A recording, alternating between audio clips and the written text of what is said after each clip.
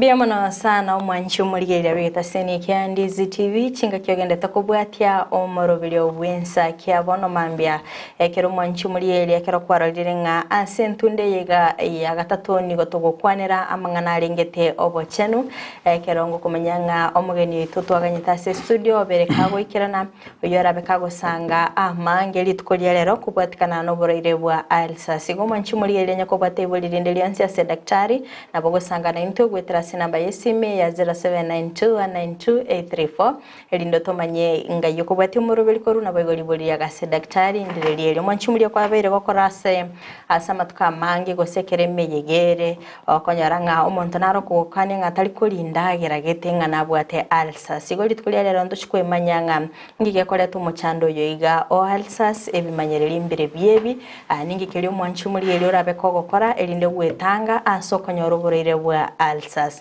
nabayigo umuntu already obatoboro ero boiga ndagera kikiri abwenerte koli umanchimuri nende ndochikwemanyanga akero umuntu abatoboro ero biga bwa Alsas nabega ko bwena igo daktari nachiko bakago sangana intwe amange manchimuri yaso asensemeri mitanda asensemeri ya Facebook Ndizi TV News Digital nabega asensemeri ya YouTube Ndizi TV News ensemo ya website www.ndizitv.net obeko sangana intwe aso bwa mokolende tiamwarigani daktari ase studio atomanye na kiakoro kwa karibu sana daktari. Asante sana Frida. Wakire. Wakire uya. Mbona jua hiyo? Hiyo naelewa kabisa. Okay. Wakire uya. Unaweza jitambuliza kwa mpenzi mtazamaji, utuambie unaitwa nani na unatoka katika maeneo yapi? Asante. So wapenzi utangazaji na wapenzi ambao wananisikia siku ya leo. Kwa majina ni Calvin Lizanga. Nafanya kazi Mount Olives Medical Center. Okay. Hapo iko Mosocho. Opposite Pillars. Kuna Pillars Park. Hapo ndo tuko. Hapo Mosocho Market Police Station hapo ndo tuko Mount Olives. Okay. Na katika hospitali tuko na vitu ambavyo tunafanya. Other services that we are offering. Tuko na free blood pressure check-up. Tunaangalia pressure for free. Okay. Tunaangalia weighing for free, tunapima watu kilo for free. Deworming tunafanya for free. So ukija kule utafanyiwa free weighing, utafanyiwa deworming, utaangaliwa at examination hiyo itafanyika kwa free at least, then tunafanya treatment. Magonjwa zote ambazo tunafanya treatment ya magonjwa karibu zote. Ile yenye hatuwezi tuna refer for senior review. Alafu number 2 tunafanya laboratory tests. Tunapima vipimo vingi sana kwa lab, siwezi sema zote, ukija pale utasaidika.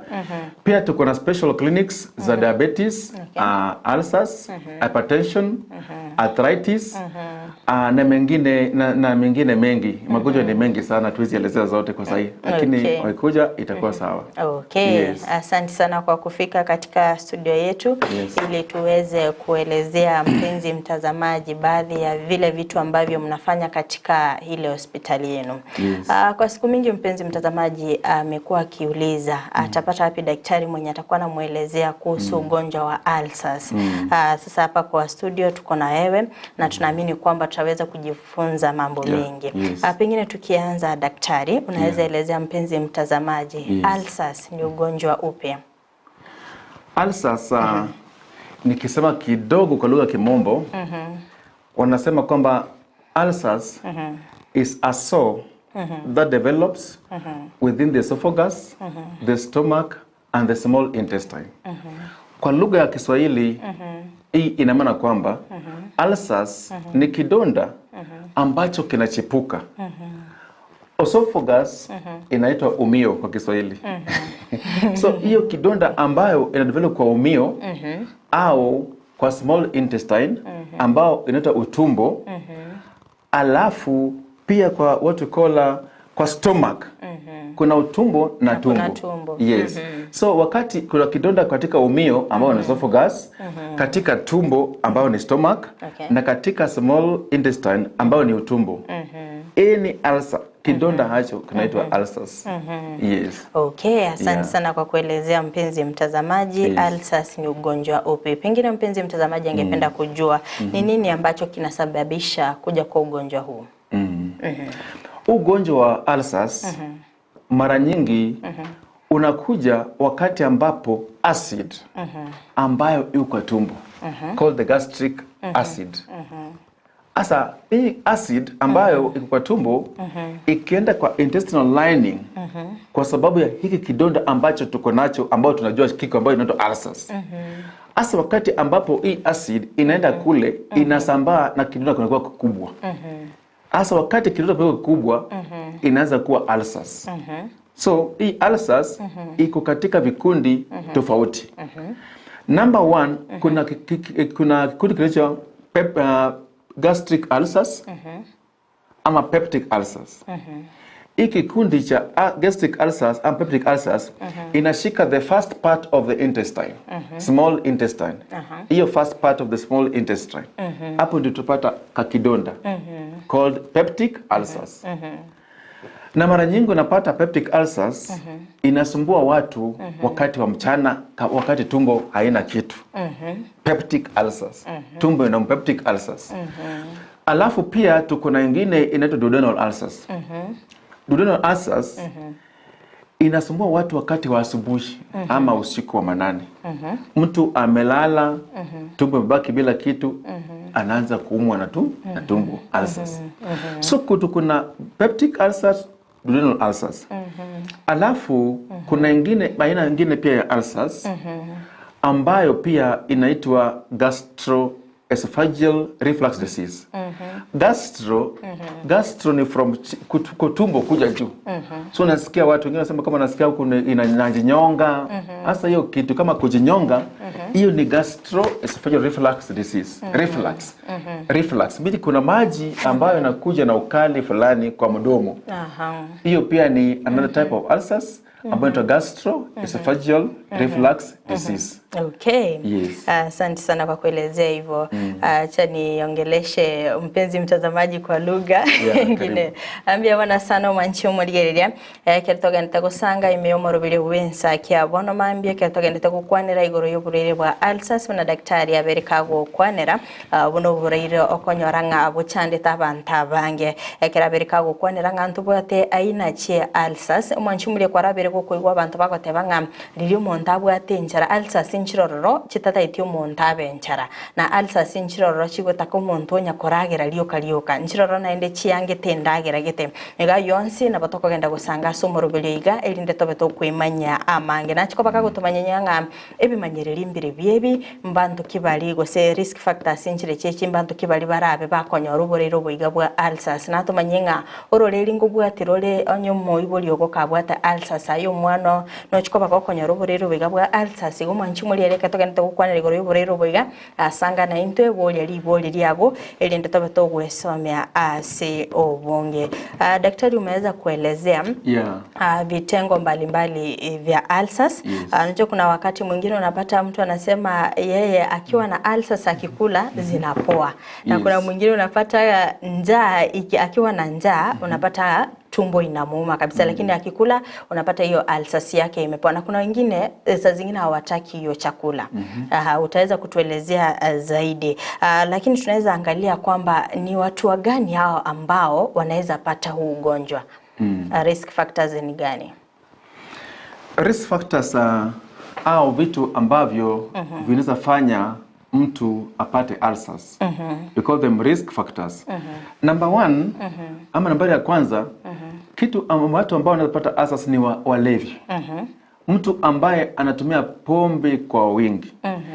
Hii pombe iko na certain content of chemicals, a certain content of acidity ambayo ikigeuka tumbo inasambaza kile kidonda. Inafanya kidonda kilikuwa kubwa sana. So number 1 watu ambao wanakunywa pombe, bangi, hiyo mnaitwa busa. Au what? Ulcers, they are at risk as getting ulcers. Number 2, cigarette smoking. Wale watu ambao wanakunywa sigara. Sigara iko na caffeine. Na hii caffeine hizo chemicals mtu ambazo anazinhale zinaongeza nini? Usambazaji wa ulcers. Hii kidonda kinaendelea kuwa kubwa. Inahaba, yani inaongeza you understand? Yes. Alafu namba nyingine alafu ya watu watatu ambao wanaweza pata ugonjwa wa ulcers. Watu ambao wanapenda spicy food. Spicy food or other spiced food or meals. Unapata mtu ametengeneza sukuma vizuri sana, anaongeza roiko. mtu ametengeneza vizuri sana, anaongeza mnaitanga ile tomato sauce ingine inaitwa namna gani ile kali ya pilipili chili sauce. So wakati mtu anatengeneza chakula mzuri anaongezea something else, roiko, chili sauce, mara nini hizo zote, pepper, pilipili, yes, hii kali. Nisipoweka pilipili kwa nyama haikuangi tamu. Watu kama hao, spicy meals. Alafu pia ingine unapata kwamba watu ambao wanakaa njaa sana, wanakaa kwa muda wa chakula. So unapata when you stay on an empty stomach for long, wakati unakaa kwa njaa for a long time, ile acid ambayo tuko nayo ambayo inasaidia kwa digestion, inakula hiyo matumbo yako wewe mwenyewe. Inakukula wewe mwenyewe. Hujaipatia chakula na hujaipatia chakula na unaendelea kukaa njaa. So kama unakaa njaa, hiyo acid inaendelea kukula matumbo. So people go for without meals for long. Yes. Okay. Yes. Kuna wakati mwingine daktari tumeweza kuongelea kwamba ulcers ni vidonda vya tumbo. Pengine mpenzi mtazamaji anashangaa hizi vidonda huwa anaziona ama ni vipi? Hizi vidonda za tumbo ambazo tunaita ulcers hauwezi ziona. Lakini utahisi madhara ya hizi vidonda.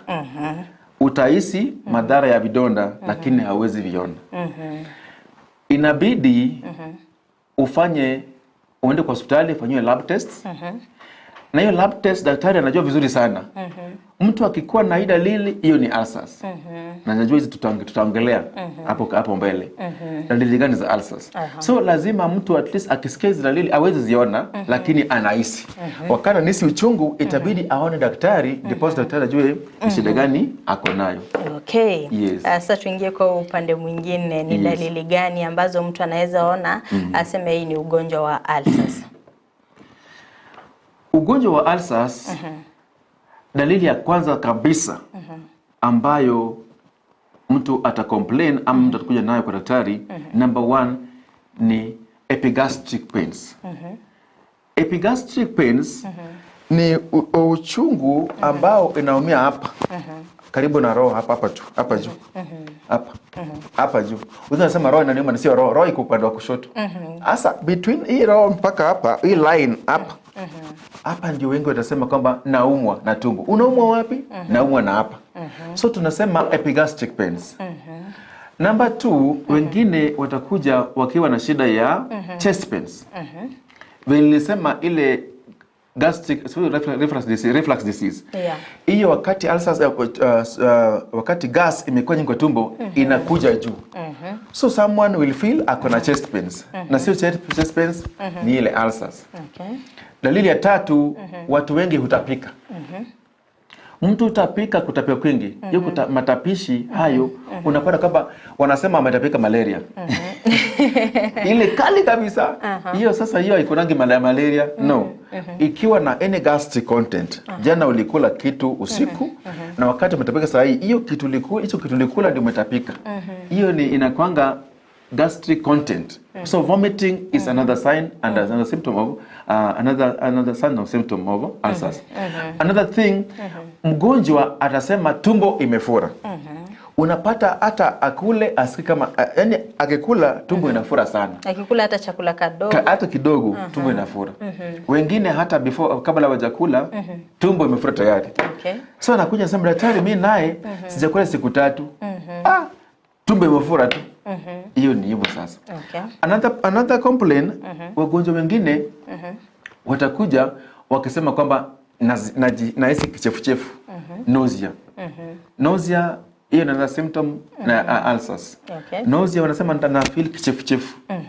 Alafu wengine pia watakuja kukuambia kwamba daktari, jana nilipokuwa nikikohoa, nilikohoa kadamu. So wakati mtu anakohoa kadamu na anaumwa na tumbo, hiyo ulcers semeza kwamba imeenda kwa some advanced stage kidogo. Yes. Yes. Sasa hizo ndio sana lawama ama malalama ambazo wagonjwa kuja nazo katika hospitali zetu. Yes. Unaweza pata daktari, kuna mtu maybe anatoa ile gas. Yes. Inaweza kuwa ni ulcers. Yes. Kuna hiyo pia, hiyo ni another sign also, we call it belching. Yes. Alafu kuna harufu mbaya inatoka baada ya kufanya hivyo. Hiyo pia ni dalili nyingine ya ulcers. Okay. Yes. Aje daktari, mgonjwa anaweza kuwa anatutizama huko nje aseme akiona hizo dalili ataenda kwa chemist aseme niko na ulcers, nipe zile dawa za ulcers. Pengine mtu akiwa na hizo dalili anafaa kufanya nini? Mtu akiwa na hizo dalili, number 1, usijaribu kuchukua dawa over the counter. Enda kwa daktari ama hospitali iliyo karibu na wewe. Uambie daktari shida yako. Ukishaambia daktari shida yako, daktari atakusikiza kabisa. Na kwa as per his or her medical judgment, atasema uko na ulcers. Ni vizuri aangalie ulcers, uende kwa lab, uangaliwe ulcers. Usichukue dawa over the counter. Daktari akisha kupima, majibu ikija, tunafanya what we call H. pylori test. Yes. Okay. Wakati mfano ikiwa positive, ina maana kwamba uko na ulcers. Na from there, utapewa matibabu ambayo inalingana na ulcers ambayo uko nayo na kulingana na complaints ambazo uko nazo. Okay. Yes. Pengine mpenzi mtazamaji angependa kujua zaidi hospitali ya Mount Olives Mosocho. Pengine huwa mnafanyaje vipimo vyenu? Je, huwa mnapima wagonjwa kulingana na hizo dalili ambazo tumeweza kuelezea? Yes. Ukija pale Mount Olives Medical Center Mosocho, tuko na wataalamu mahali pale. Na ugonjwa wa ulcers, number 1, ukija pale, tunafanya daktari atafanya what we call general examination. General examination ina maana kwamba utaangaliwa from head to toe. Alafu daktari atakwambia naomba ulale hapa kidogo kwa coach. Kwa coach pale kuna what we call tuna palpate. Tunasikiza venye tumbo yako iko. Na tukisema hapa venye nilisema wakati umelala hapa, tukijaribu kuguza hapa itakuwa ni uchungu. Tutakutuma kwa lab to rule out hiyo ulcers. Okay. So tukishapima tupata kama ni ulcers, tutakutibu. Madawa ziko, vipimo viko mingi sana. Ziko kabisa. Okay. Tutawasaidia vizuri sana wakija. Yes. Sijui kama mtu kuna chakula anaweza kula ichangie kuleta ugonjwa wa ulcers. Kuna vyakula vingi sana ambavyo ukila na uko na ulcers utasikia vibaya sana. Vile nilisema kwamba ulcers ni kidonda. Na kidonda na acid hazielewani. Okay.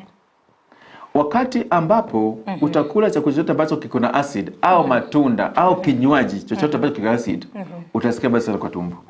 Chakula ambacho mtu afai kutumia wakati au chakula au kinywaji ambacho mtu afai kutumia wakati ako na ulcers.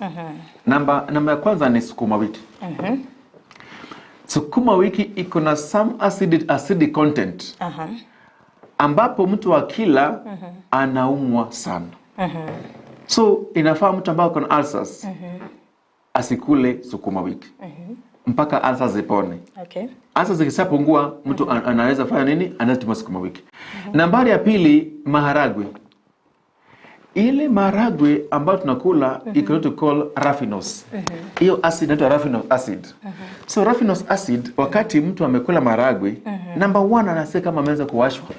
Tumbo imeweza kufura. Meaning inamaanisha kwamba zile ulcers zimeamka, zimechemka.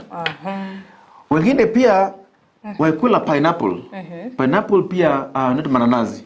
Mananazi pia iko na acid ingine kali sana. Okay. Unapata kwamba wakati unakula pineapple, hii ulcers pia inaamka. Wengine pia soda. Kama uko na ulcers haufai kutumia soda. Ndio nasema hii soda sasa nimefanya jua kali yangu sitakunywa soda na daktari. Hapana. Kama uko na ulcers haufai kutumia soda hata kidogo. That carbonic acid. Carbonic soda iko na carbonic acid. Hiyo carbonic acid inaendelea kuchimba vile vidonda ambao viko tumboni. Alafu mtu anaweza kujihisi vibaya. So hizi ni vitu ambazo mtu afai kutumia. Venye pia niliongea kwa risk factors, mtu ambaye ako na ulcers afai kutumia vileo kama pombe, kama busa, afai kutumia. Ukikunywa pombe ulcers inaamka. Yes. Okay. Yes. Ukiangalia baadhi ya hivyo vyakula ambavyo umezungumzia, kuna wengine tunaonanga maybe kama ni sukuma wanasema inachemshwa kabisa ndio ndipo waweze kula. Vingine unaweza elezea mpenzi mtazamaji pia ni chakula gani anaweza tumia so that isiweze mletea madhara katika mwili wake akiwa na huo ugonjwa wa ulcers.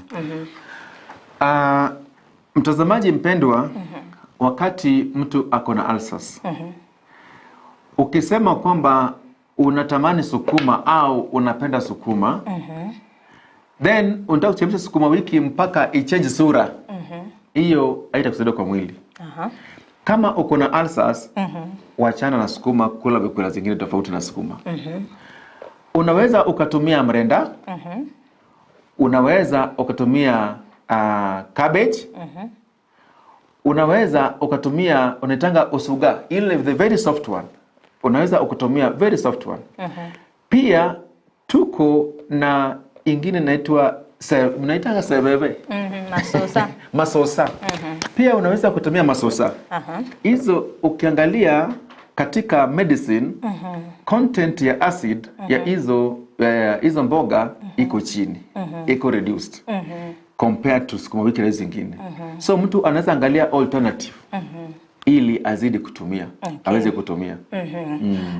Kuna wale ambao wamekuwa kidai daktari kwamba peptic ulcers inahitaji ufanyiwe operation ndio ishe. Sijui kama unaweza tuelezea kwa upana ni ukweli ama kuna njia nyingine mnaweza tibu peptic ulcers? Venye nilisema mara kwanza, nataka niongee kidogo tu niongelee investigations. Okay. Or lab tests that we do mtu akiwa na ulcers. Number one, kipimo cha kwanza ambacho tunafanya kama mtu akiwa na ulcers, tunafanya what we call H. pylori test. H. pylori test, tunaangalia choo na damu. Kitambo tulikuwa tunaangalia damu. Siku hizi kwa sababu ya hiyo H. pylori iko kwa choo, kwa stool. Inafaa mtu atoe stool choo ile asubuhi. Tuangalie kama akona ulcers. Number 2, umeongelea vizuri kwa mtazamaji anaweza kuuliza kwamba operation. Watu kama watu hawezi fanyia operation hivyo haraka. Tuko imagings. Number 1 imaging ambayo tunafanyia mtu ambaye akona ulcers inaitwa endoscopy. Endoscopy is an advanced test. Pale ambapo mgonjwa anawekewa tube kwa throat, inaenda mpaka kwa anus. Wakati ambapo tube imewekwa huku, kuna dawa fulani ambayo inawekwa. Alafu inaangaliwa vizuri sana, inaangaliwa na kamera. Venye hiyo tube inaenda, inaangaliwa na kamera, mpaka mwisho.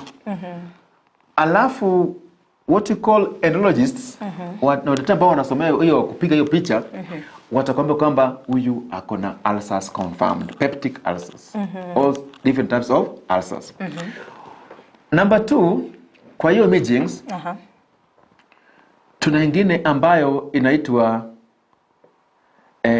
duodenal gastroendoscopy.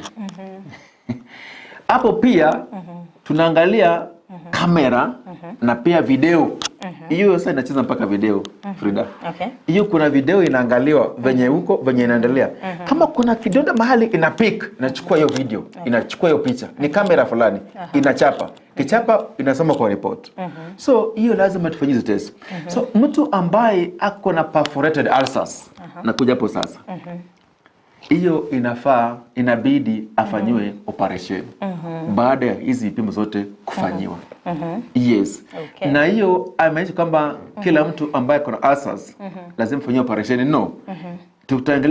Tutaangalia complications and the rest tutaangalia pole. So yule ambaye akona perforated ulcers au bleeding ulcers au wanafanyiwa operation. Okay. Yes. Kuna wakati mwingine daktari huwa tunaambiwa kwamba ukizoea kutumia vidonge maybe hizi za kurelieve pain zinaweza changia mtu kupata ulcers. Yes. Vile nilisema mara ya kwanza kwamba vitu risk factors ambazo tusizokuwa na ulcers. Tuliongelea tukasema kwamba drugs. Na dawa ambazo zino kama Brufen na aspirin. Brufen na aspirin pia zina cause ulcers kwa hali ya juu sana. Okay. Mtu anaweza uliza aspirin au Brufen inaweza cause aje ulcers. Wakati ambapo ulikuwa na headache. Wakati ambapo meno inakuuma. Unaenda pharmacy unasema, daktari Frida nipatie aspirin hapo. Nipatie Brufen. Yes. Brufen na aspirin wakati umeimeza kwa sababu ya ile acid ambayo iko tumbo. Inasema medicine said that aspirin and Brufen they remain unionized. Unionized. Meaning that aspirin na Brufen haikui broken down rahisi. Hata kama iko hii acidity. Wakati ambapo aspirin ambayo umemeza na Brufen haijakuwa broken down, ina accumulate kwa hii kwa mara, kwa intestine. Wakati imeaccumulate kwa intestines, ina cause what you call gastric erosion. Wakati ime cause gastric erosion, ina damage hizi linings za matumbo. Okay. Alafu unapata kidonda kinakuwa kikubwa. Asa ukimeza dawa aspirin kila siku, Brufen kila siku, kidonda kinaendelea kuwa kubwa and deep. Na hiyo ndio ina cause bleeding ulcers. Yes. Okay. Kwa sababu mtu anatumia madawa, hajui shida ya madawa ni gani. Na ukatapata ugonjwa sababu nikimeza Brufen inanisumbua, nikimeza aspirin inanisumbua. Yeah, because Brufen and aspirin they are unionized. Yes. Okay, daktari ningependa ushikilie hapo kidogo, tuingie mapumzikoni. Tukirudi tutaweza kuzungumzia mengi. Mbie mwana sana umwanchi muri yabigeta seniki Ndizi TV. Niko togenda gusanga imeyo murobiro gwensa kiabona mambya stogenda gusanga nere Dr. Calvin Lizanga korwa asenya gitari ya Mount Olives Mosocho. Oyogenda tagokwana regoro yoborere bwa ulcers sonye kobwate ibuli ndilionsi na bagotoma ujumbe yage nke gwetera namba yesimi ya 0792192834 ilindo tumanyenga yokubwatia omuroberi koru na bagoli ya gase daktari ndireli ya sensemeli mitandao Facebook Ndizi TV News Digital, YouTube Ndizi TV News, website www.ndizitv.net. Kondo mwanchumuliria yataraswa somo timogomo keigo tuskatanye garangu ira ntaraseke keke kerobosyo ilindo tabuto gusanga amange.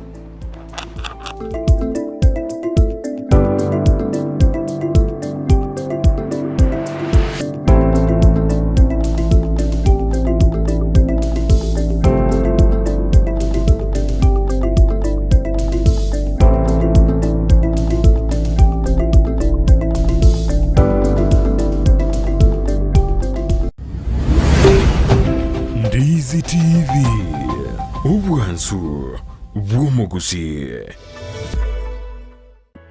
Mpendwa msikilizaji, ni Daktari Mama Nakaima, daktari wa mitishamba, daktari kutoka pale Ukambani. Kliniki yangu ama ofisi yangu inapatikana pale Kisii Nyamatalo Junction. Nasaidia kwa mashinda kama bile ugonjwa ya UTI, kisonono, kifafa, tumbo inakusumbua kila saa, kichwa inakuuma kila saa, miguu inakusumbua kila saa, macho inakusumbua kila saa, na upande wa kizazi nayo nashughulikia. Yani wenye wanapata mimba kama zinatoka, mwenye akona infection sehemu ya siri nayo nashughulikia, mwenye hana nguvu ya kiume nayo tunashughulikia, na upande wa ndoa yani mapenzi tunashughulikia wenye wametengana na wenye wana yani customers kupitia biashara yao nayo nashughulikia, na mashinda mengi sana. Kwa maelezo zaidi ni 0757102581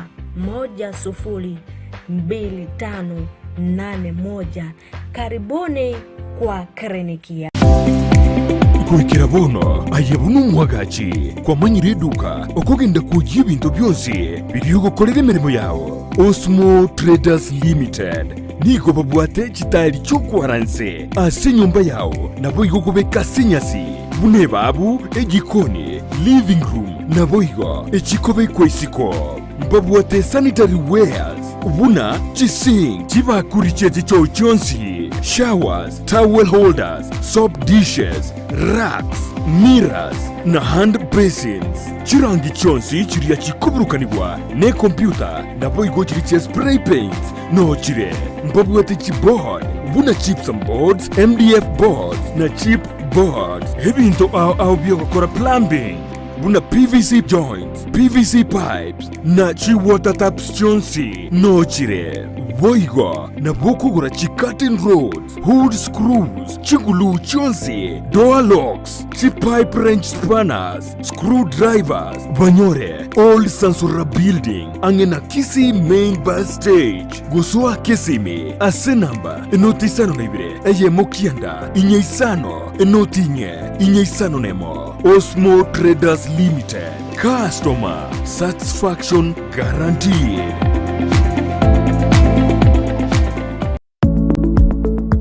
Peak Uniform and Sports Center niko bakoroisha na koni chiangabuna chi t-shirt chiri cha round neck na chiri cha collar t-shirts nkoni abali chi sweater t-shirt cheme kone minge na chiri cheme kone metambe nkoni abali bitamba byo kwarabulere na biriya byo gotuntuba emeito nkoni abali chi tracksuit chi pajama cyo kurarira emipira yengoyo y'amaguru amonelia ya netball nkoni abali chi socks chi jezi chitai cheche skuru asebo igo bagokora embroidery nkoresha bale chisweta aseba kubeka amaliko yani labeling boigo nkoresha bale nakone cyanga cya KMTC egatiyo bokorera ibonde ubunge niko bagotuka asamagacho abaraka building imeyumucho Kisi ayu ali angene supermarket ya Shifling ugose nabo owakira Ruth Esimi wetrasi namba 0720398360 Peak Uniform and Sports Center.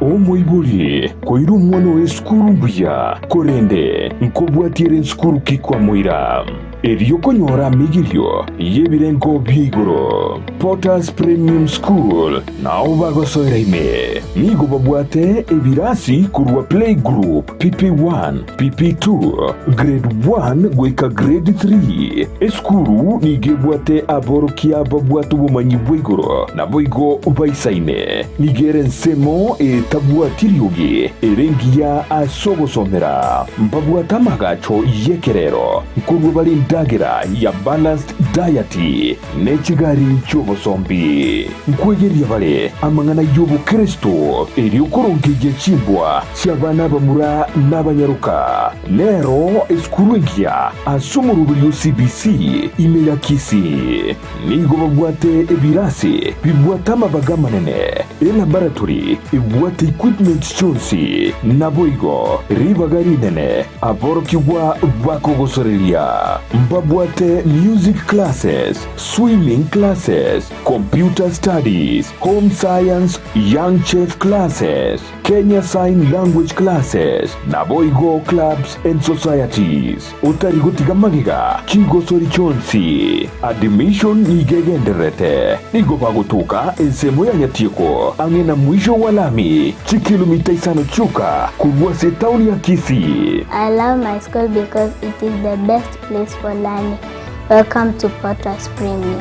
Vakirisimi asenamba enotisano na ibere isateyemo isano ne moibere isano ne moibere isano ne zatu inye gose enotisano na ibere yemo kianda isano ne zatu isano na ibere isato isano Potters Premium School nyorero mwana ribaga genkyo.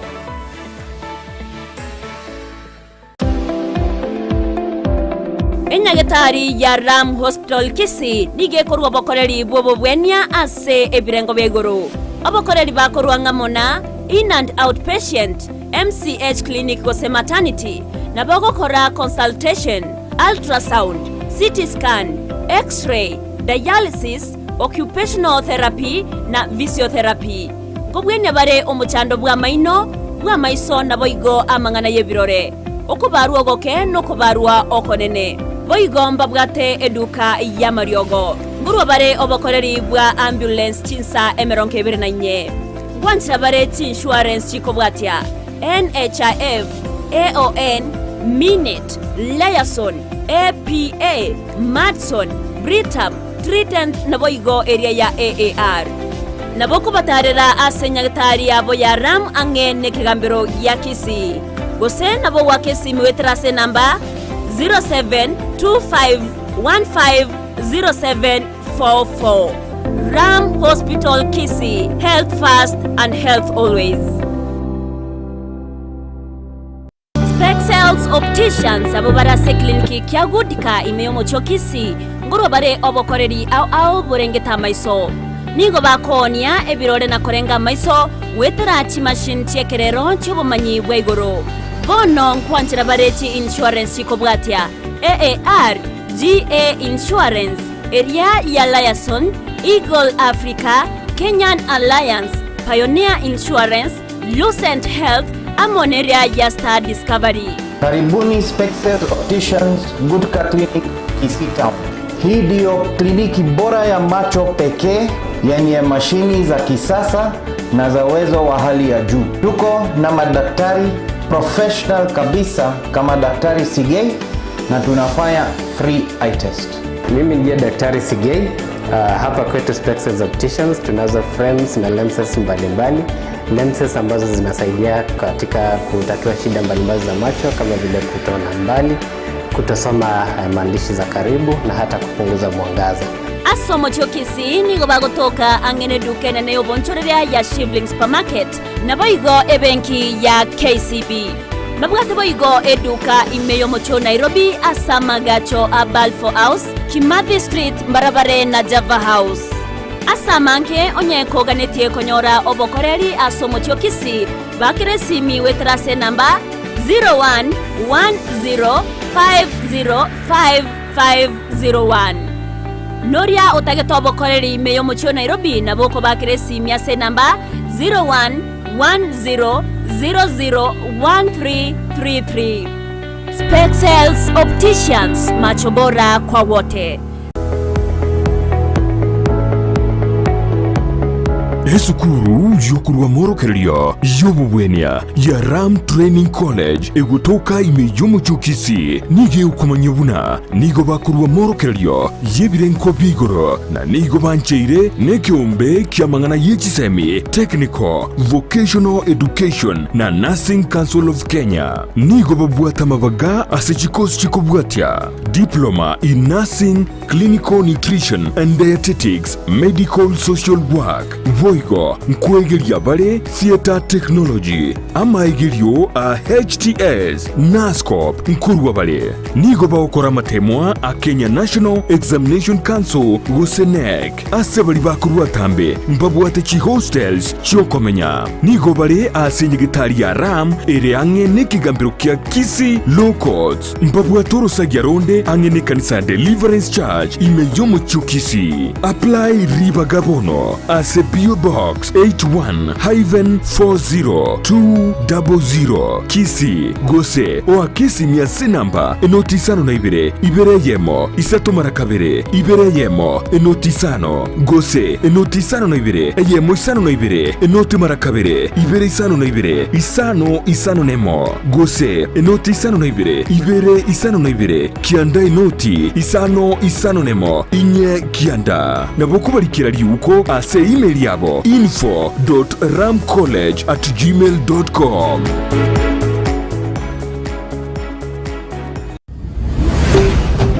Ndizi TV ubwansu bw'omugusi.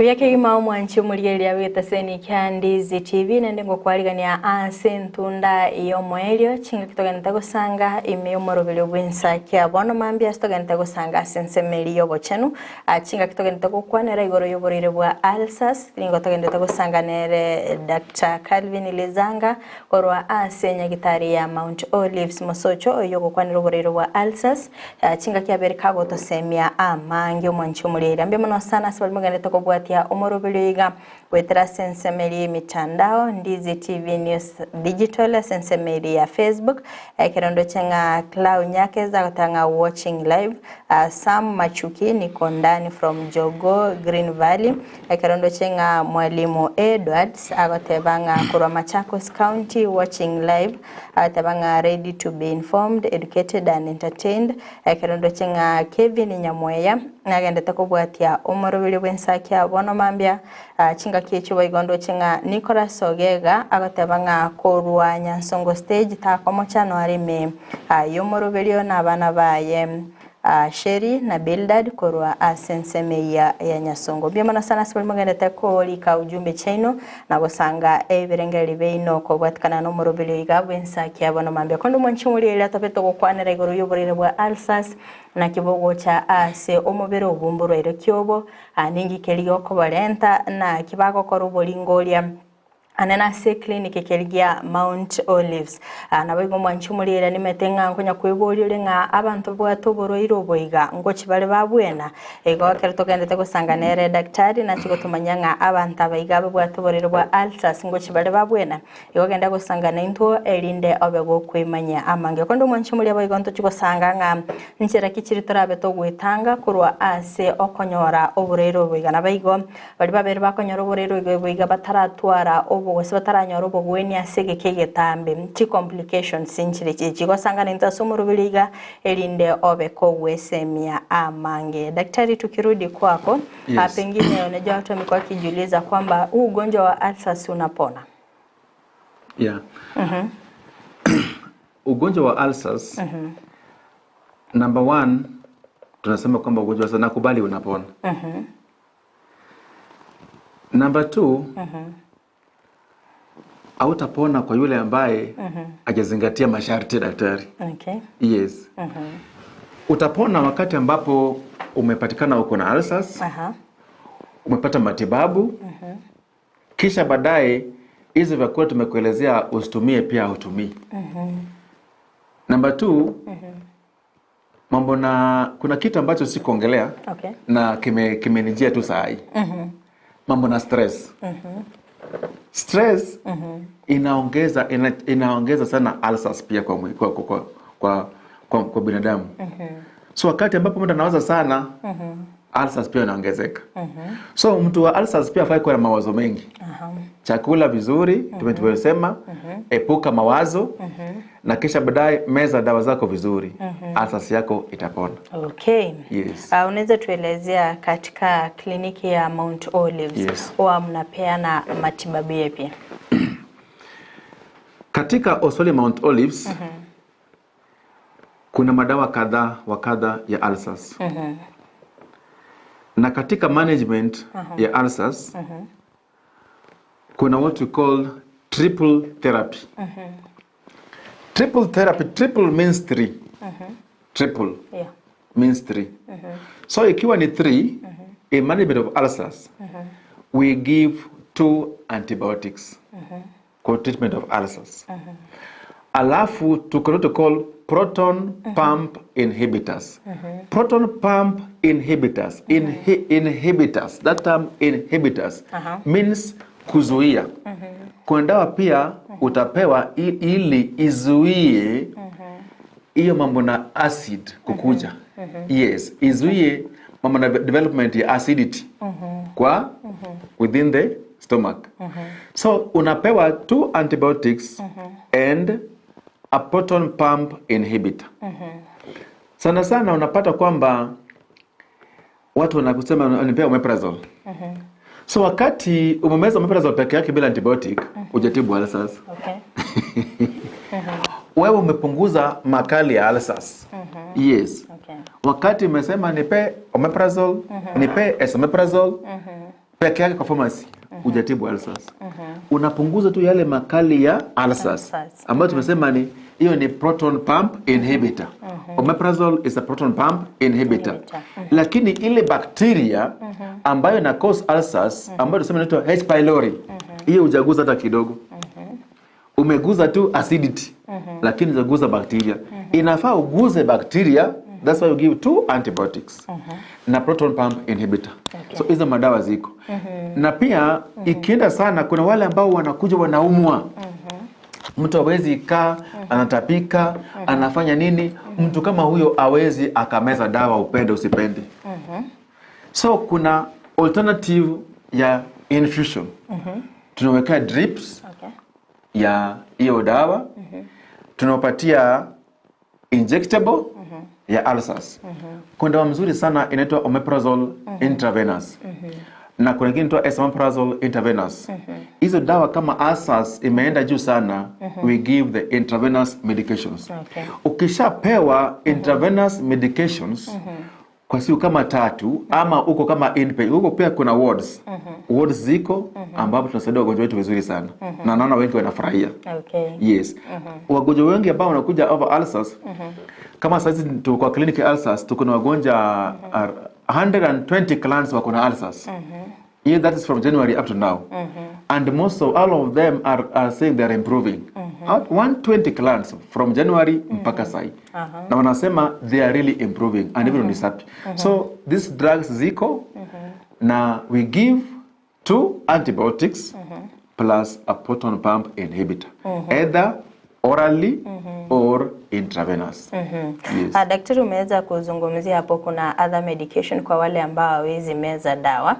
Pengine ni chaguo la mgonjwa akikuja pale hospitali. Unajua kuna wagonjwa wengine hawapendi kumeza dawa. Labda anaweza kuambia yeye hataki hizo antibiotics, maybe utumie hiyo njia nyingine. Yule ambaye anakuja anasema kama hawezi meza dawa, ni lazima meze dawa. Intravenous tunapeana huyu mtu ambaye akona high level ya acidity. Mtu anatapika, hawezi meza dawa. Mwingine anatoa damu, anatapika damu. Tutaangalia hiyo. Kuna ile ulcers ambao kuna mwingine aliuliza kwamba ulcers ni lazima mtu afanyie operation. Asa hawa operation kama perforated ulcers hawezi mpe dawa meze, haitamsaidia. So we start with intravenous, hiyo dawa za mishipa. Tunamdischarge kwa dawa za kumeza. We give intravenous as inpatient and emergency, then we give orals on discharge. Yes. Pengine daktari, ugonjwa wa ulcers pia unaweza pata watoto wadogo. Yes. Yeah. Ugonjwa wa ulcers unapata watoto kuanzia miaka 5 na kuendelea juu. Na kwa watoto ambao wako na ulcers, number 1, mama atakuja au baba atakuja anasema kwamba daktari, mtoto wangu anapunguza kilo kila siku. In ulcers in children we have reduction in weight. Mtoto atapunguza kilo. Ingine pia ambayo mama atakwambia tumbo kuuma kila wakati. Mtoto pia utasikia kwa mtoto ataki chakula. Ataki chakula. Ana mtoto atakwambia tumbo imefura. No. Instead mtoto utasema tumbo imefura. Mtoto atakwambia mami nimeshiba. Hata kama hajakula. Hata kama hajakula. Utamuuliza umeshibaje na jana ulikula juzi? Jana ukula, leo hujakula. Umeshibaje? So in pediatric age bracket watasema tumbo nimeshiba. Yes. So itabidi daktari angalie test. Na pia najua utaniuliza, acha nikujibu kabla hujauliza mtazamaji. Watauliza hii ulcers kama mtoto inakuja aje? Sababu mtoto hakunywi pombe, ana stress. Nilisema kwamba tuko na H pylori. H pylori ni mdudu ambaye ako kwa choo. Feces. Wakati ambapo mtoto ameenda haja kubwa na mtoto hajanawa mikono vizuri, utapata kwamba anakula hiyo choo yake. Ulcers in children is fecal oral. Okay. Fecal oral. There are minimal risk factors in children to precipitate one to have ulcers disease. Okay. In children, it's fecal oral. Vitabu zingine pia zinasema kwamba hereditary. Kwamba ya ujamii, for example, babu alikuwa na ulcers, mama ako na ulcers, mtoto ako na ulcers. Hiyo pia iko. Lakini si sana kulingana na fecal oral route. Yes. Okay. Watoto pia kuna madawa pia ambazo wanapewa. Okay. Venye tu tusema kwa kubwa triple therapy. Yes. Okay. Ukiangalia daktari, kuna labda saa zingine kuna magonjwa yanakaa kama ulcers, but si ulcers. Unaweza pia elezea mpenzi mtazamaji? Kuna magonjwa ambayo yanakaa kama ulcers na si ulcers. In medicine tunasema differential diagnosis. Yeah. Unasema haya hii ni ulcers, ukipima sio ulcers. Number one, we have a condition called dyspepsia. Dyspepsia, in simple terms, inaitwa indigestion. Okay. Indigestion. Digestive system ya mtu haifanyi kazi vizuri. Kulingana na data ambayo anakula, akuli raffages, anakula tu chips, crepes, chipo, hii chakula kama hizo. So anakuwa na what we call indigestion. So dyspepsia inaweza kuwa kama ulcers. Na sio ulcers. Okay. Alafu tuko na ugonjwa ambao unaitwa gastritis. Gastritis medicine is just inflammation of the abdominal linings, ambapo utumbo unafura na unakuwa mwekundu. Inflammation. Gastritis. Hiyo tis kwa medicine means inflammation. Okay. So gastritis inapata kwamba huko ndani kumefura na kuko red. Na hii inasumbua sana sana walevi. Watu ambao wanakunywa pombe kila saa. Ukiko ni ulcers na sio ulcers. Number next ni kwamba watu ambao wanatumia aspirin na brufen kwa wingi wanakuwa na shida ya ulcers, ya gastritis. So ukipima damu, upime choo, endoscopy, kila kitu negative. Juu kwa nini? Utumbo ndio umefura na uko mwekundu. Okay. So unapata kama hiyo. Alafu kuna what we call duodenitis. Duodenitis, duodenum. Inafanya nini? Wakati ambapo imefura. Because of malabsorption and the rest. Unapata mtu pia anasema tumbo inaniuma, tumbo imefura, nasikia pa uchungu, but ukipima vizuri unapata kama sio ulcers. Alafu pia kuna what we call gastric cancer. Gastric cancer ni kansa ya tumbo. Hii kansa ya tumbo tulisema vomiting, kutapika, tumbo kuuma, kuchoka, mtu anaweza bleed kutoka kwa mdomo, mtu anaweza akakohoa, gastric cancer. So hii gastric cancer pia ina present kama ulcers na sio ulcers. Yes. Okay. Alafu kuna condition pia inaitwa chronic pancreatitis. Hii chronic pancreatitis pia iko na same presentations za ulcers na sio ulcers. So hii una rule out an ultrasound. Ukifanyia mtu mgonjwa kama huyu ufanyie ultrasound kwa conclusion wataandika features of chronic, suggestive of features of chronic pancreatitis.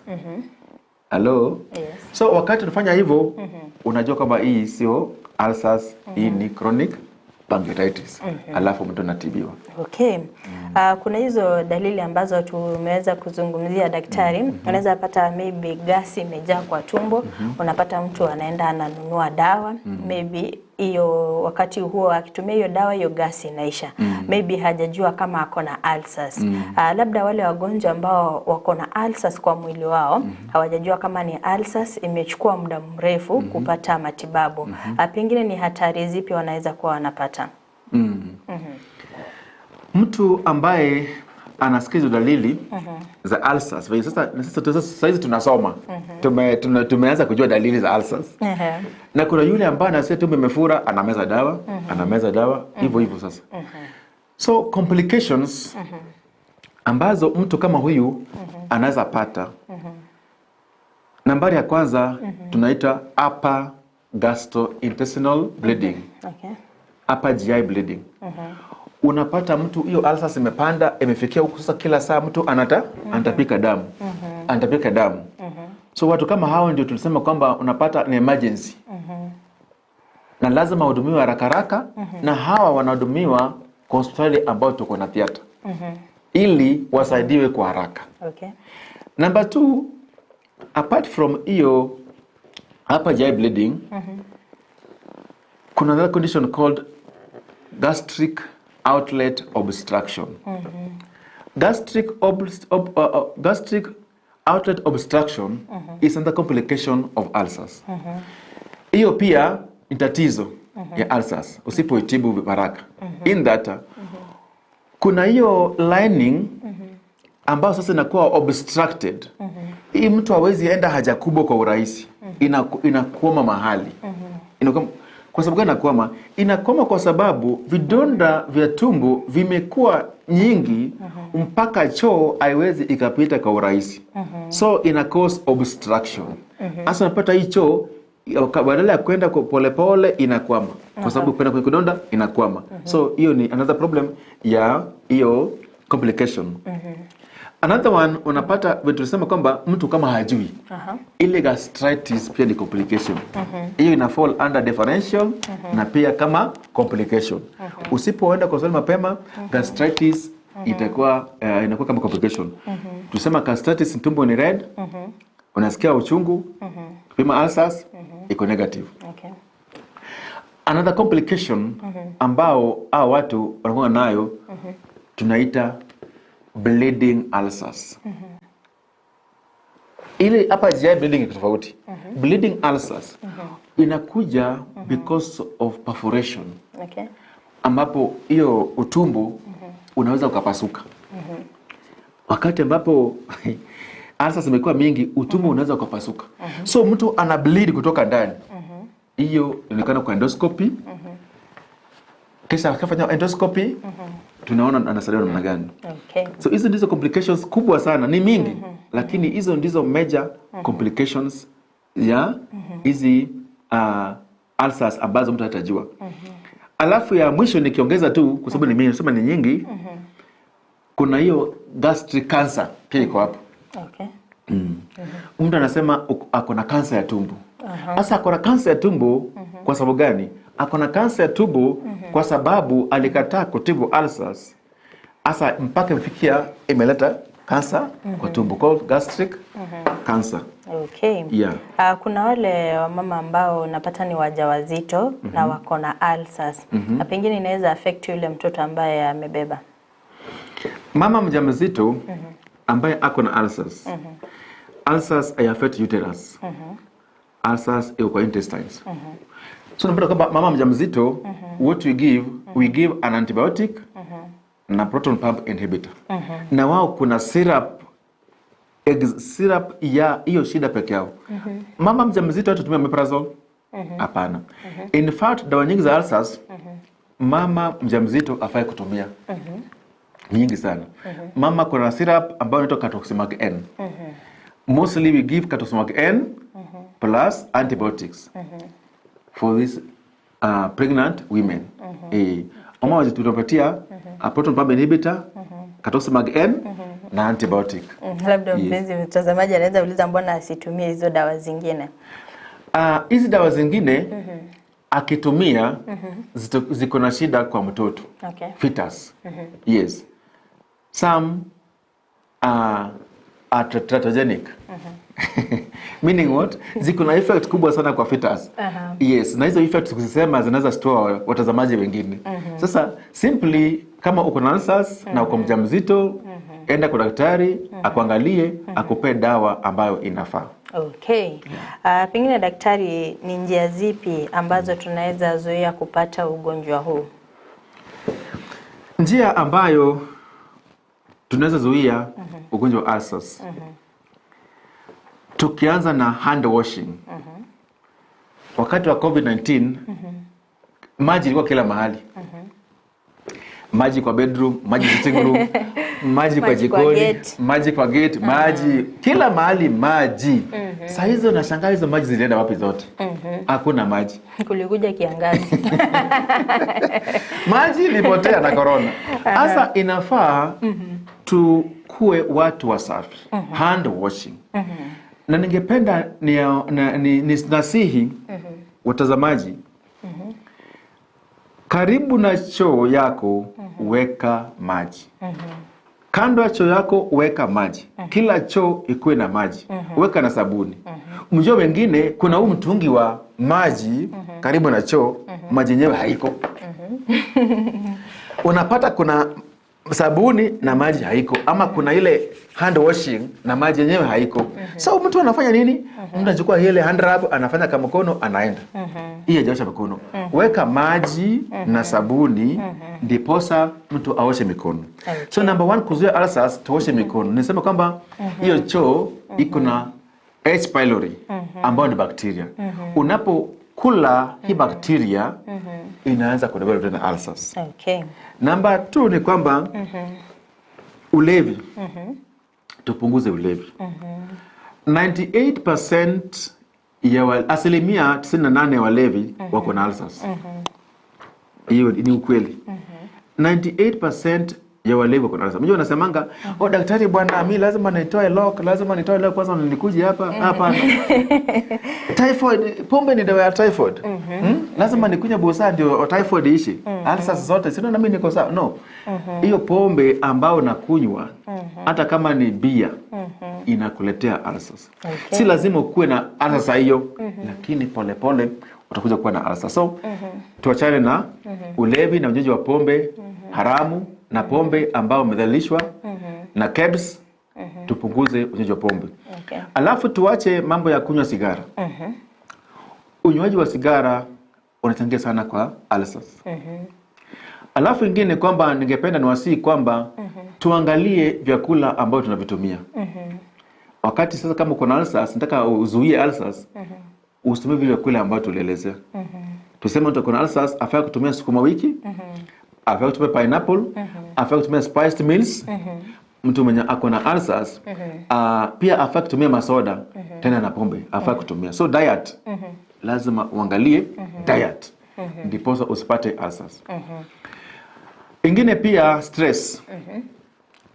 To avoid stress ndiposa usipate ulcers. Mtu anaweza uliza hii stress inaletaje ulcers? Ningependa kujibu kwamba stress huwa I cause ulcers directly. Stress does not cause ulcers directly. Okay. But then ina cause ulcers in this manner. Wakati ambapo uko na depression, uko na mawazo mingi, immunity yako inarudi chini. Kinga ya mwili inarudi chini. So wakati immunity imerudi chini, huyu mtu atakula vizuri. Wakati haukuli vizuri, immunity iko chini. So wakati immunity yako iko chini, ile H. pylori ambayo kwa tumbo, ile kwa small intestine ina multiply juu hauna kinga nguvu kamili kwa mwili. That's how stress inaleta ulcers. Wakati ambapo una nguvu enough energy na immunity, ile inapeana ile bacteria a good environment to multiply. Yes, so what about ulcers? To avoid stress, ndiposa tusije tukapata ulcers. Okay. Yeah. Ukiangalia daktari, umeweza kuongelea kuhusu vyakula. Kuna maharagwe nasikianga, I don't know, yellow beans. Nasikia hii ni ya watu wa ulcers. Yellow beans imekuwa proved si mbaya. Kwa watu wengi haiwasumbui, lakini kuna ile percentage bado inawasumbua. That's why nasema beans to avoid beans. kuna ile percentage ambao bado hata kule hizo beans ulcers bado inawasumbua. Yeah. Na kuna wale ambao wanasema ukisoka kwa maji ina reduce that acidity. Yes. Nilisema ulcers beans iko na raffinose acid. Hiyo raffinose acid ndiyo wakati wameisok wanaona kama wameipunguza. Lakini bado inabaki tu kuna content ambayo haiwezi enda yote. Kwa sababu maji ni baridi si maji moto. Kuna maswali 2-3 hapa daktari ambayo mpenzi mtazamaji ameweza kuuliza. Kuna ingine inahusiana na huu ugonjwa ambao tulikuwa tunazungumzia na kuna ingine iko kando na huu ugonjwa. Kuna mmoja anauliza akinyesha damu huwa inatokea kwa kitovu. Hiyo ni ulcers. Akinyesha damu ndio kitovu. Hiyo sio ulcers. Wakati mtu ananyesha na damu how old? Hajasema miaka yake. Lakini bado above 16 years old. Let's say so. So wakati mtu akinyesha na anatoka na damu kwa kitovu, hapa kuna some communication in the intestinal lining. Kuna some communication. Saa mgonjwa kama huyu ni vizuri tukimuona tumfanyie ultrasound. From the ultrasound tutajua shida iko wapi. Tuweza kufanya ultrasound, isipoonyesha tufanye CT scan tujue shida inaweza kuwa ni gani. Lakini ulcers hawezi fanya mtu toke damu kwa kitovu. Yeah. Labda ni jambo ambalo angefaa kuchukua hatua na kufika hospitali ili aweze kuangaliwa vizuri. Kuna mwingine anauliza daktari, shida ya mgongo huwa inaletwa na nini? Kuumwa na mgongo. Shida ya mgongo kuna causes mingi za shida ya mgongo. Number 1 cause shida ya mgongo inaweza kuwa ni trauma. Mtu maybe alianguka na ajui kama alianguka, can cause back pains. Number 2, kuna ugonjwa wa mgongo wenyewe ambao in medicine we call it lumbago. Kama akuna lumbago, kuna venye anaweza saidia kwa hospitali. Lumbago. Alafu kuna to call infections. Like kama mtu kuna UTIs, inaweza cause back pains. Yeah. Kama mtu akona na mgongo, mostly number 1 test we do, tunaangalia urine. Tunaangalia urine kuna namna gani. Tuna examine the back, tuone kama kuna anything, kuna inflammation. So hiyo sana sana ndio venye nimeelezea hivyo. Hiyo pia nafaa tumuone, tuende saluni namna gani. Kwa kuwa naona maswali mengi wanauliza kliniki inapatikana wapi na tunaweza ajipata daktari, unaweza tuelezea some of your services ambazo mna offer katika hospitali ya Mount Olives. Mount Olives ni hospitali ambao inapatikana Kisii County. Kisii County part called Mosocho Market. Hapo karibu na Mosocho petrol station. Wengine ambao wajui petrol station, tuko na Mosocho police station, wezi potea kuuliza Mount Olives. Tuko just opposite restaurant ambayo inaitwa Pillars. So kija hapo Pillars opposite utaona Mount Olives. So tuko Mosocho opposite restaurant ambao inaitwa Pillars. Tuko tu hapo opposite. Services ambazo tuna offer, nilisema nikianza kwa wale ambao wameingia kama tunaendelea, nilisema tunafanya free deworming, tunafanya free consultation. Consultation ni free. Akwambia tutakuomba 1000 deposit daktari kuone. We are giving back to the community. So ukija kule consultation, yani kwa daktari ni free, hautalipia kwa daktari. Deworming pia tunafanya free weighing. Blood pressure pia tunaangalia kwa for free. Treatment, we see the condition ambao tuko nao, and we have affordable charges. We charge fairly for our treatment and our services. Tuko na clinics ambao tuna run. So ukiwa booked, tuko na clinic ya diabetes that we run. Tuko na hypertension. Actually now we have over 200 clients who are hypertension, and all of them are doing well. Yeah. Alafu pia kuna service ambao tumeianza na ni mpya, home based care. Home based care tunafanyia clients ambao wako over 60. Yes. Kwa sababu unapata mtu ako na miaka 60 and above, hawezi kuja kwa hospitali. Na sisi bado ni vijana. So I have a very good team there. Kama mama ni mzee sana, baba ni mzee sana, daktari tunaweza ona vile tunachukua samples, akionekana first time inafaa uonekane kwa hospitali. Asa hizo other visits we do home based care, kwa sababu hatuwezi fanya home based care hatujui kuna shida gani. Kuja kusali kwanza, kisha baadaye tutakufollow up home based care. Alafu pia kuna clinic hiyo ya ulcers, pia tufanya clinic ya ulcers, pia arthritis. Hiyo pia ni condition nyingine ambayo inasumbua sana. Arthritis pia tunangangana nayo na wengi wanaendelea vizuri. Okay. Yes. Aswa wakati wa baridi. Yes.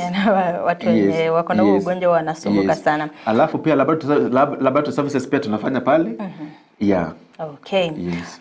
Swali la mwisho kutoka kwa mpenzi mtazamaji anauliza mambo mtu akiumwa na mguu na inavuruta, hiyo ni ugonjwa gani? Thinga anamaanisha wakati anaumwa na mguu akijaribu kutembea inakataa kusonga na ivurutia chini. Wakati uko na shida ya mguu na mguu unafuruta, yani in that hauwezi tembea kwa urahisi. Kuna condition in medicine inaitwa lymphedema. Inaweza kuwa ni lymphedema. Number 2 inaweza kuwa ni cellulitis. Number 3 inaweza kuwa ni arthritis ambayo ina form. Number 4 inaweza kuwa ni gout. Hizo 4 na ingine ya 5 neuropathies. Okay. Kuna kama kuna shida nerves. Pia kama mguu unafuruta. Ni mingi, kosa ni mingi. Namba nyingine ni kwamba wakati mguu pia unafuruta, inafaa pia uangalie ugonjwa wa kisukari. Kwa sababu wakati mguu unafuruta, kutakuwa na maganzi. Nimesahau maganzi, nimeongezea hiyo maganzi. Najua maganzi ipo. Wakati mguu unafuruta kutakuwa na maganzi because of incoordination ya nerves, innervations, haikuwa rahisi sana. So napata mtu anakuwa na shida kama hiyo. Hasa mguu unafuruta. So the best thing ni kuonekana. Lazima tuangalie mguu tuone kwa namna gani, and we have to measure the size ya hiyo mguu versus the normal leg. Tunaangalia. Tukiona hii ambayo kuna shida ni kubwa kuliko hii, tunaiclassify. Tukisha classify, tunafanya test. Tukishafanya test, tunaangalia the proper treatment ya huo mguu. Atasaidika huyo. Okay. Kwa maana naona daktari, muda wetu umeyoyoma. Sijui ni ujumbe upi uko nao wa mwisho kwa mpenzi mtazamaji ama kwa ule mgonjwa mwenye ako na ulcers. Sijui unaweza muelezea nini kuhusiana na huo ugonjwa na ni nini kile ambacho anafaa kuzingatia? Kwanza kabisa nasema asante sana kwa Ndizi TV na management Ndizi TV kwa kunipea hii fursa ya kipekee kuongea na wapendwa wenzangu. Na wetu wapendwa kwa sababu nawapenda sana. Najua mafans wana watch na nawapenda sana ile serious. Sasa kitu ambacho ningependa niseme kwamba wakati wowote, ushauri wangu ni kwamba wakati wowote unajihisi uko mgonjwa. Wakati nilikuwa kwa shule nikiambiwa define a disease. Tulikuwa naambiwa simple meaning or definition of a disease. Anything that does not cause is a disease. This is, yani hauna amani. So wakati kuna this is, uko na disease. Kuja. Enda kwa hospitali, hata kama ni kichwa na kidogo, enda singine kuna pressure. Wengine nasema kichwa ni mzito. Hiyo inaweza kuwa ni pressure na develop. Ujui, enda kwa hospitali. Macho hayoni vizuri, singine ni sukari. Wakati kuna shida yote, enda kwa hospitali utibiwe. Okay. Ingine kwamba clinics tuko nazo, Mount Olives, tafadhali kuja. Tumefunga pale 24 hours. Okay. And na kama kuna shida kama hizi, naomba ni vizuri kuja mchana kuanzia saa 3 mpaka saa 10. Tunapatikana hapo na tutapata usaidizi mzuri na pia tupimo vizuri.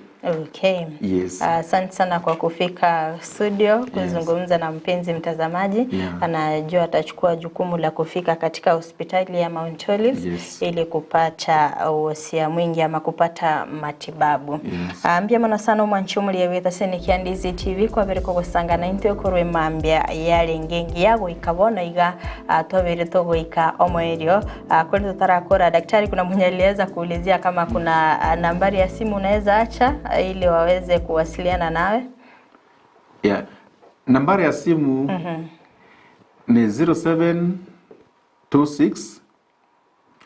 350 715 0726 350 715. Okay. Asanteni sana na mbarikiwe. Okay. Naro bakagoteba ng'amo ni nyensa kia family, sending my condolences to the family at Ambo Nyankira Nyamogoba Posta Kiogoro location for losing their loved one Erastus Ratemo.